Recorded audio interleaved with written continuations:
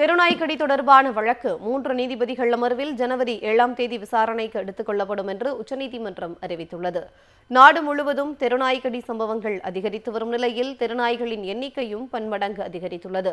இந்த நிலையில் இது தொடர்பான விவகாரத்தை தாமாக முன்வந்து வழக்கு பதிவு செய்த உச்சநீதிமன்றம் நெடுஞ்சாலைகளில் சுற்றித் திரியும் விலங்குகளை அப்புறப்படுத்த வேண்டும் என்றும் இதுகுறித்து எடுக்கப்பட்ட நடவடிக்கையை இணக்க அறிக்கையை தாக்கல் செய்ய வேண்டும் என்றும் உத்தரவு பிறப்பித்திருந்தது.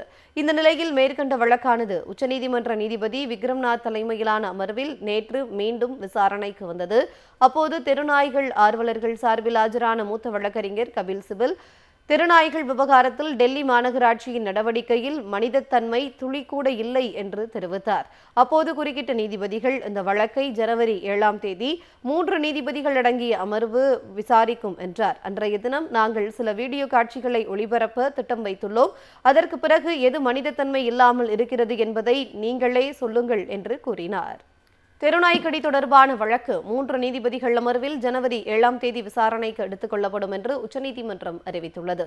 நாடு முழுவதும் தெருநாய்க்கடி சம்பவங்கள் அதிகரித்து வரும் நிலையில் தெருநாய்களின் எண்ணிக்கையும் பன்மடங்கு அதிகரித்துள்ளது. இந்த நிலையில் இது தொடர்பான விவகாரத்தை தாமாக முன்வந்து வழக்கு பதிவு செய்த உச்சநீதிமன்றம் நெடுஞ்சாலைகளில் சுற்றித் திரியும் விலங்குகளை அப்புறப்படுத்த வேண்டும் என்றும் இதுகுறித்து எடுக்கப்பட்ட நடவடிக்கையை இணக்க அறிக்கையை தாக்கல் செய்ய வேண்டும் என்றும் உத்தரவு பிறப்பித்திருந்தது. இந்த நிலையில் மேற்கண்ட வழக்கானது உச்சநீதிமன்ற நீதிபதி விக்ரம்நாத் தலைமையிலான அமர்வில் நேற்று மீண்டும் விசாரணைக்கு வந்தது.